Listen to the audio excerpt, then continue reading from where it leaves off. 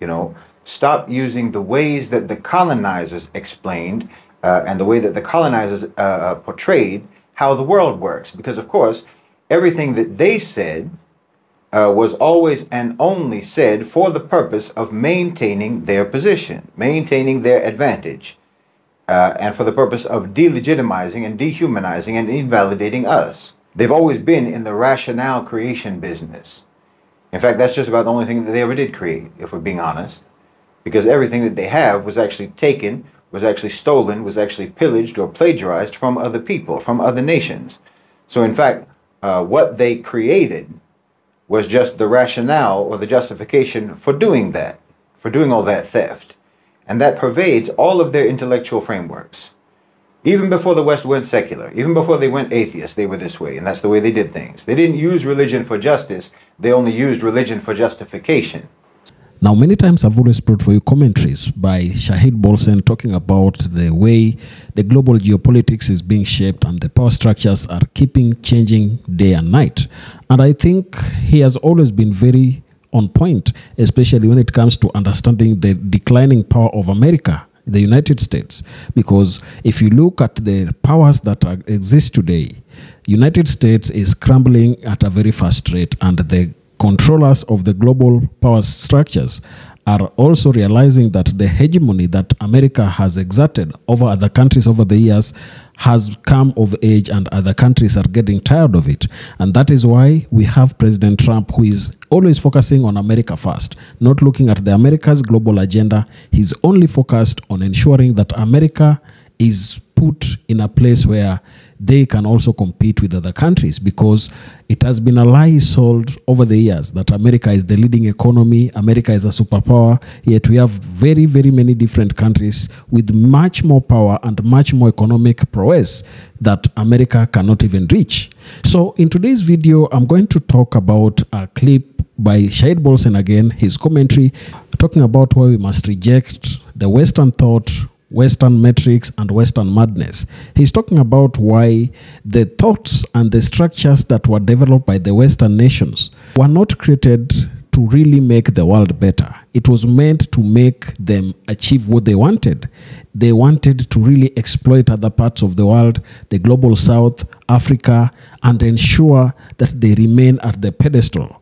But this now must be rejected when other countries are realizing and coming to know the intent that these countries had before. I want to play for you this clip so that you get to understand the deeper intricacies that Western nations have for many years used to take advantage of other countries that are now being referred to as developing world. Let's watch this, then come back and share our thoughts in the end. Well, as I've talked about, a fundamental, foundational component of economic sovereignty, political independence, and of course psychological decolonization is what you can call epistemological sovereignty, which is when we stop basing our understanding of the world, stop basing our interpretation of reality, and stop using the paradigms and the intellectual frameworks of the West, and start using our own. You know, stop using the ways that the colonizers explained and the way that the colonizers portrayed how the world works. Because, of course, everything that they said was always and only said for the purpose of maintaining their position, maintaining their advantage, and for the purpose of delegitimizing and dehumanizing and invalidating us. They've always been in the rationale creation business. In fact, that's just about the only thing that they ever did create, if we're being honest. Because everything that they have was actually taken, was actually stolen, was actually pillaged or plagiarized from other people, from other nations. So in fact, what they created was just the rationale or the justification for doing that, for doing all that theft. And that pervades all of their intellectual frameworks. Even before the West went secular, even before they went atheist, they were this way, and that's the way they did things. They didn't use religion for justice, they only used religion for justification. So we have to reject their frameworks, reject their paradigms by default. Because you can't tell me that any framework, you can't tell me that any paradigm, and you can't tell me that any understanding of the world or for interpreting reality, any framework that was created to justify rape and pillage and chattel slavery and genocide, you can't tell me that any framework like that is ever going to be useful to civilized people. No, you have to reject it. A poison root grows a poison tree and bears poison fruit. Even if it might have pretty blossoms on it, the fruit is no good. The tree is no good, and the root is no good. Whatever they built was built at a human cost that their descendants are going to be paying for generations.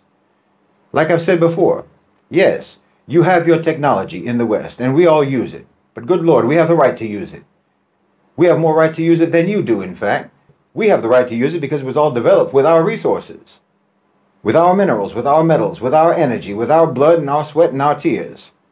No, you don't get to boast about your technology, you know, as if we should be grateful to you for what you made or what you built with our resources. And then you act like the fact that we use the technology that you made with our resources, that means that we're not supposed to blame you for all the theft and for all the murder. I mean, what kind of logic is that? You see, this is the logical West. That's what I mean. It's not just a poison tree, it's a whole forest of toxic intellectual chicanery. We need to make our way out of those woods. And for us, for the Muslims, the first thing that we need to do to reclaim or to revive our epistemological sovereignty is to restore Allah subhanahu wa ta'ala and the Quran and the Sunnah to their rightful place, right at the center of our understanding. Because I think a lot of people, even amongst our own people, even among the Muslims, a lot of people have inadvertently been infected by the West's view of God. You know, that God is just a concept, an abstraction. God is just a device for instantiating virtue. God is just a philosophical tool for them. But no, God is real. Allah subhanahu wa ta'ala is real. Allahul Haqq. And you're never going to be able to understand reality. You're never going to be able to understand the world if you don't understand this reality. This is the most fundamental reality there is. So that has to be our base. That must be our base, our foundation, the reality of God and the truth about everything that he said about himself and the truth about everything he said about his creation. This is fundamental. It's foundational. If you don't have that, then you have no floor to stand on. I don't care what you do, what kind of walls you have, what kind of roof or what kind of ceiling you built. If you don't have a floor, well, all you have is a decorated hole. You just have a decorated chasm. You have a decorated abyss. That's what you have when you build your paradigms, you build your frameworks, and you build your understanding of the world without the fundamental, foundational understanding of the reality of Allah subhanahu wa ta'ala, the reality of God. So our earlier scholars all understood this. They all understood the dynamism of this reality, and it shaped the way that they understood, it shaped the way that they analyzed, shaped the way they interpreted the world. And that's what we have to do. Because, okay, we talk about analysis, we talk about analysts, but really from the Muslim point of view, what we are is witnesses. I'm commissioned to be a witness. The Muslims, all of the Muslims, we're commissioned to be witnesses, to tell the truth, to state the facts, to testify the truth, the whole truth, and nothing but the truth. And in a world that has been dominated by the West for so long, well, a great deal of our testimony is inevitably going to just be setting the record straight regarding their endless lies. Like I said before, because they lie all the time about everything, it would absolutely be impossible for us to even do our job as witnesses, to tell the truth by means of their frameworks. So I don't know from capitalism, I don't know from socialism, I don't know from communism or democracy or authoritarianism or right or left or what have you. These are all just like lawyers' tricks, word games, all these qualifiers that are supposed to impose definitions and meanings onto your mind that have no actual resemblance to reality. That's what they do. That's what these labels do. They're more like bandages. No, we look at the way things are, not according to the labels that the West uses to falsely categorize things.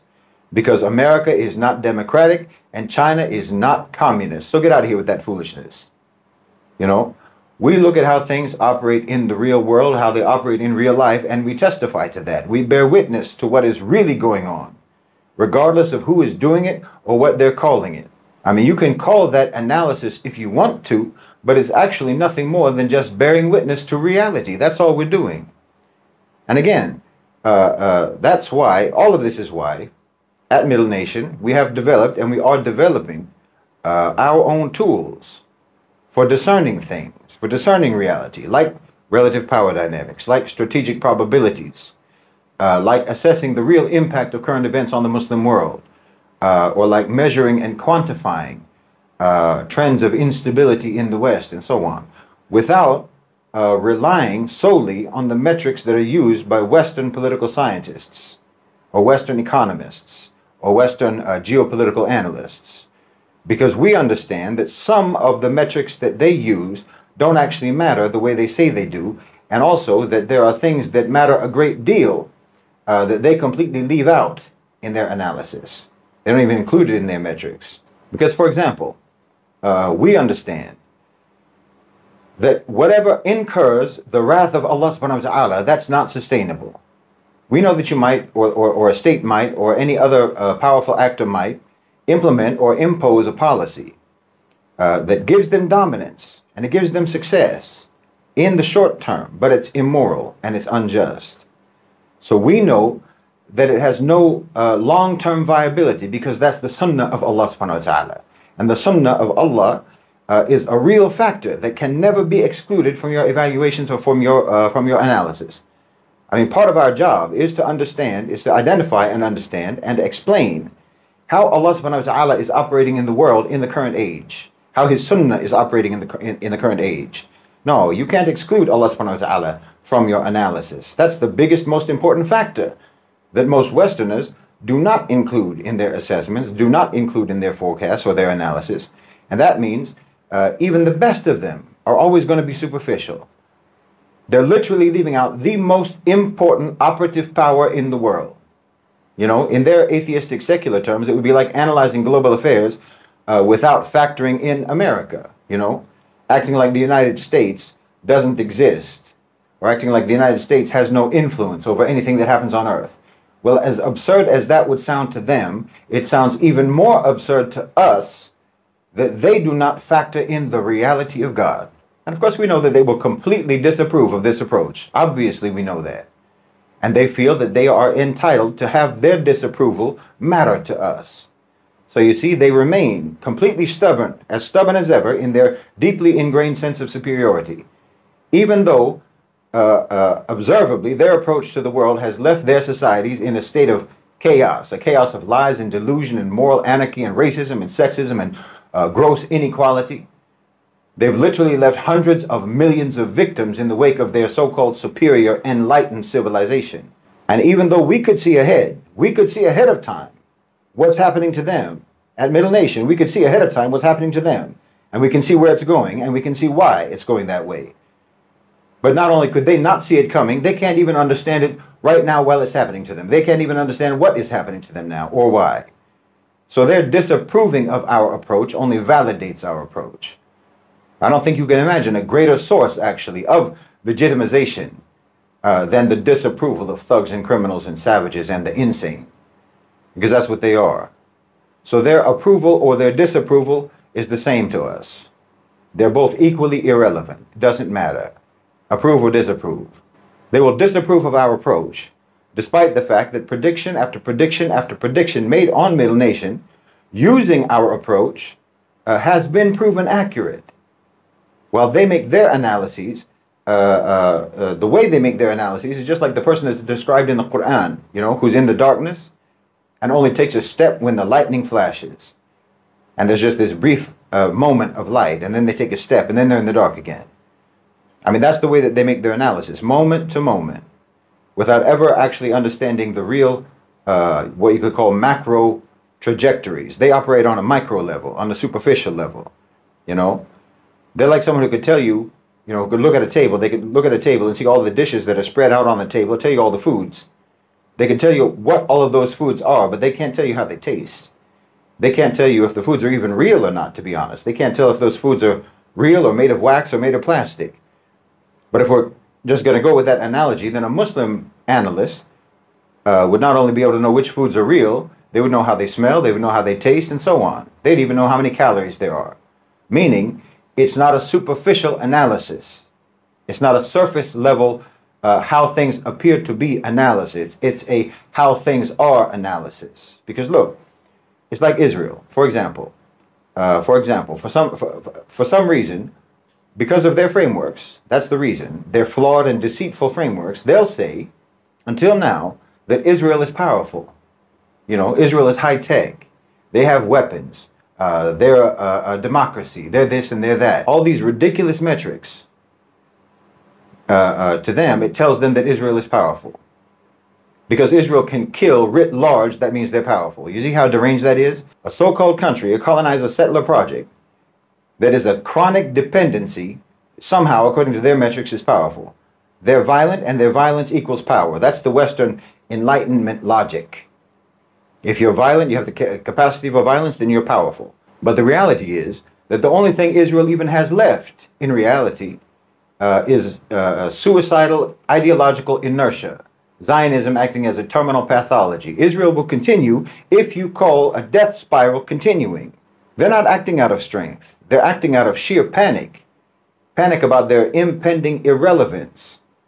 Every step that they take into Gaza is a step that they're taking away from their own survival as a so-called Zionist Jewish state. No. Madness is not power. And power is not madness.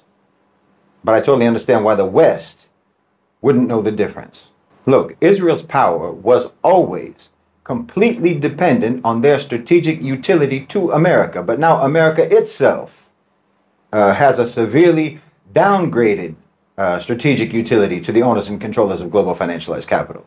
That means that Israel is no longer even geopolitically coherent for the ruling powers of the world. And you know, they've passed multiple signs telling them where the off-ramp is. Israel has. That's what the Abraham Accords was. That was a sign announcing where that the off-ramp was coming up. That's what Saudi normalization with Iran was. Another sign announcing the off-ramp. The UAE, Egypt, and Saudi Arabia all joining BRICS. That was another sign of the off-ramp for Israel. That's what the ICJ case and the ICC case are. Just signs of the off-ramp for Israel. They're running on the fumes of radical, extremist, violent, doomsday Zionism now. They're flailing like a drowning man, while their economy falls apart in chunks. Their citizens are fleeing. Their society is in turmoil. They've lost the war of narrative. They're losing the war of alliances. They're losing the war of economy because they didn't want to take that off-ramp. You know, they didn't want to take the off-ramp. They didn't want to face the fact that they have to get off that highway. Meanwhile, they're heading for a cliff. But they think that America is going to equip their vehicle with wings, but they won't. They're defying the A-National OCGFC. They're defying the GCC. They're defying BRICS, all of whom own the future of the region. Those are going to be Israel's new landlords. And the only way that Israel is going to be allowed to remain is if they pay rent. But, you know, they've been squatters for so long with an American bodyguard, they just can't adapt to the new situation, and they don't think they have to. You know, Saudi Arabia, who they fooled themselves into believing was going to normalize with them, was going to normalize with Israel without insisting upon Palestinian statehood. That's what they fooled themselves about. Well, now Saudi Arabia has been actually consolidating support from traditional European allies of Israel to call for and to recognize a Palestinian state. And the Gulf has understood that all it takes is money to make that happen. And they have more money to spend than anyone else. Trump doesn't work for the Zionists. He works for the OCGFC, the A-National OCGFC. And the OCGFC do not need Israel's historic function anymore. The plug has been pulled on your project. And the more barbaric and the more savage and the more out of control you act, the easier it's going to be for them to hang you out. I mean, you are literally right now weaving the rope yourselves and tying the knot yourselves for the noose that you're going to dangle from. But madman violence always used to work for you. So you think it'll work now. You see how limited they are? They can't pivot. They can't adapt. They can only comprehend the now obsolete narrow context in which their savagery used to be enough to justify their existence. But you were never a real state. You were never a real country. You were always just a policy instrument for the United States. You only know how to do demolition, but the new job qualifications are knowing how to build, and you don't know how to do that. You never had to learn how to do that. So if you don't truly understand the world, if you cannot interpret reality properly, then you might mistake Israel's madness as power. But all anyone with any sense can see is abject weakness. You control no inputs. You're not self-sufficient to any degree. You're not adaptable, you know. You've been in the deep end of an empty swimming pool thinking that you're an Olympic swimmer. But in reality, you can't even tread water. And it's filling up. That pool is filling up and you're going under. Look, and this goes back to psychological decolonization and epistemological sovereignty. For Israel, you're in a region amidst a people whose stopwatch ticks in centuries, not weeks, not months, not years, not even decades. You understand? We are a permanent ummah. You can't fire missiles. You can't launch drones to try to stop the trajectory of the momentum of time. You can't shoot the future down. You're trying to melt a glacier with a cigarette lighter. No, the truth of the matter is, we are not the resistance. We are the irresistible force of epochal justice. Epochal justice that is moving by the mechanisms of divine justice. You're the ones who are resisting. You're resisting the unstoppable, and it's blatantly futile. You see, Zionism isn't just morally bankrupt. Now it's strategically bankrupt. And this is where we know better. This is where we know better than other analysts. Because we know that strategic bankruptcy of the morally bankrupt is always just a matter of time. You can't murder your way into permanence. You forgot that everything that you always depended upon, everything that you always depended upon for your survival, you forgot that it's all controlled by Allah subhanahu wa ta'ala. And Allah's justice cannot be rushed and it cannot be postponed. And it can never be successfully resisted. Wallahi, it's a splendor to behold. You relied on America and the military-industrial complex. Israel did. And you thought that America and the military-industrial complex would protect you from Allah. And now that same heartless greed that fueled the system that enabled you to survive, that same heartless greed grew and grew and grew until it dwarfed the military-industrial complex in the form of the OCGFC. And not only did they swallow the military-industrial complex, but they swallowed up America itself. And now that same greedy system sees no value in you anymore. Well, you helped to birth the very powers that are now consigning you to the liability column on their spreadsheet. And now the very people, the very nations, the very people that you maligned, that you hated, that you said posed an existential threat to you, the Arabs, the Muslims, you know, and that alleged threat was used to fuel the military-industrial complex that eventually gave rise to the OCGFC.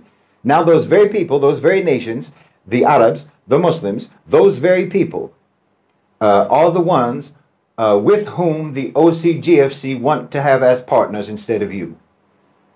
And you're now just going to be part of a merger and acquisition deal between those two. And I'll tell you why. Because immorality and injustice and brutality are always only short-term strategies.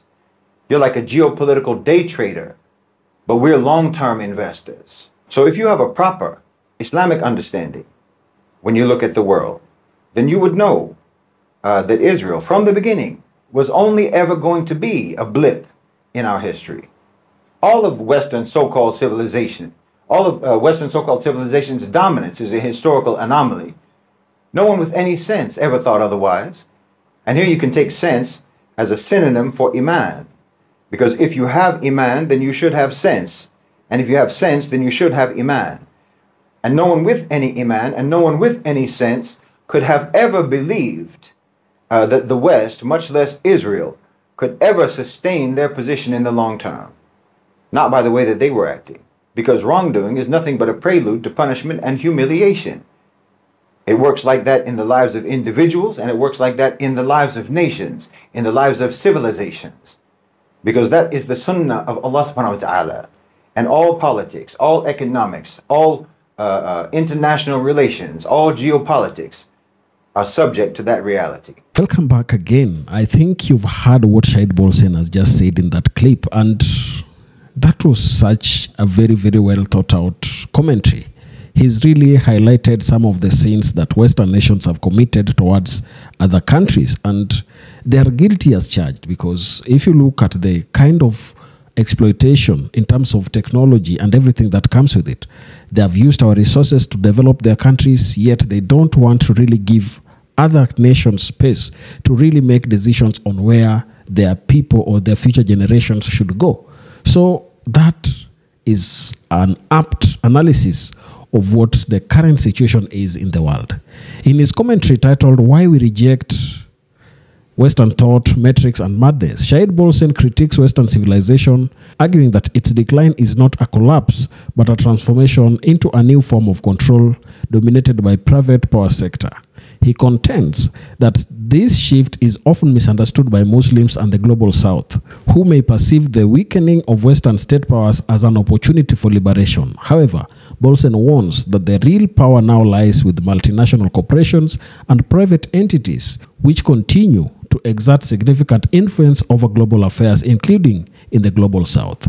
Bolsen emphasizes that the social implosion of the West should not be misconstrued as a chance for the oppressed to gain freedom.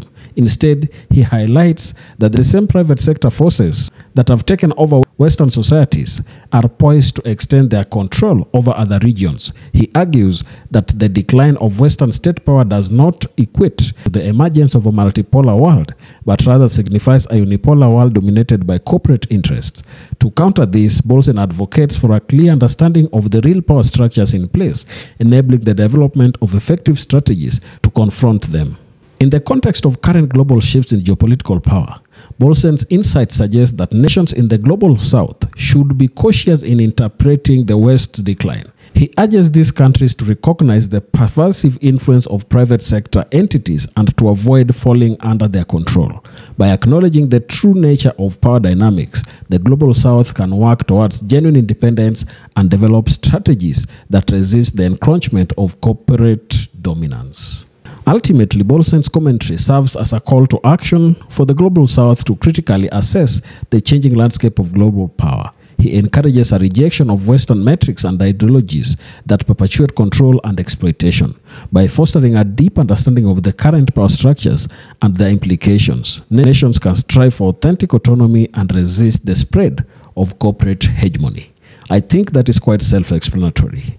Shahid Bolsen has said the Western nations have far too long taken advantage of the global South, and that their collapse must just wake them up and make the global South countries understand how they can control their resources and have a better management instead of leaving them for the new power structures that are taking over. Thank you for watching till this end, and if you're watching us for the first time, please consider subscribing to the channel. You can also join our membership to get access to exclusive content that we give you here periodically. Thank you, and let's meet in the next one. Goodbye.